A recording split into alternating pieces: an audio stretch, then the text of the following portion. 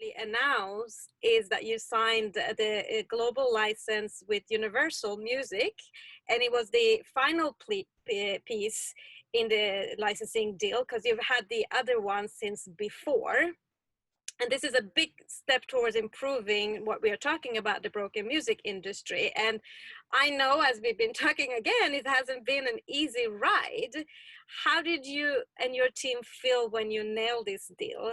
And what does this deal mean? And how important is it for going forward? I mean, I think it's critical because we are architecting a new business model for B2B, right? And in order to get to a point where we can actually stand straight and say, we have now set the market. You know, the market is set. This is the model for B2B. This is the price point that we're targeting for the different tiers, and this is the flow through and kind of the breakup of royalties.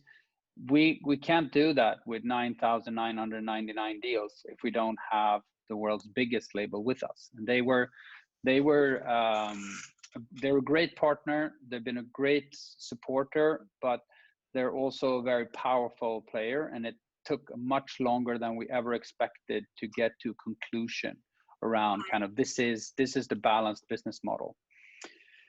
I think you'd have to ask them that, because we pretty much were done with everyone else, and everyone else had accepted it. And I think it's, you know, you have to have respect for rights holders, because their job is to protect the art and maximize value, and they need to make a call here that sets a market. So there are lots of implications of joining this model, but at the end of the day, it was very clear that this was, you know, a pivotal moment for the industry. And Universal kind of finally gladly joined us. We did do some adjustments that to everyone's benefit, that were very, you know, productive from their side, and then we launched the model together.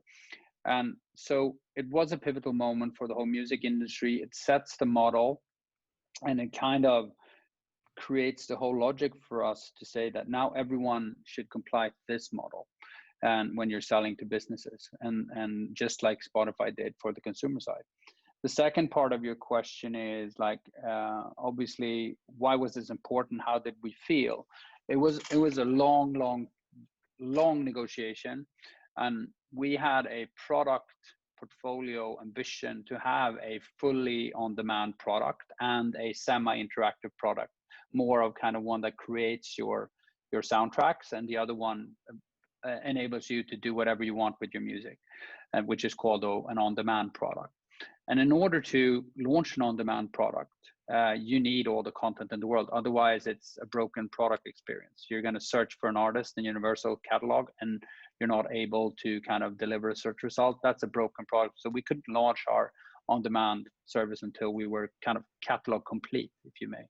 And without UMG, it was not catalog. So obviously, it wasn't just signing Universal, it was signing the market, and it was signing the launch of Soundtrack Unlimited, and the breakthrough in terms of a product that delivers 10 times more to labels per month than a consumer service, and all the logic for the industry to get behind us and see to that compliance is secured.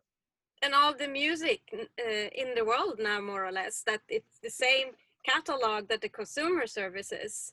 So the entrepreneurs now have access to all the music that they love to be able to personalize it for their brands.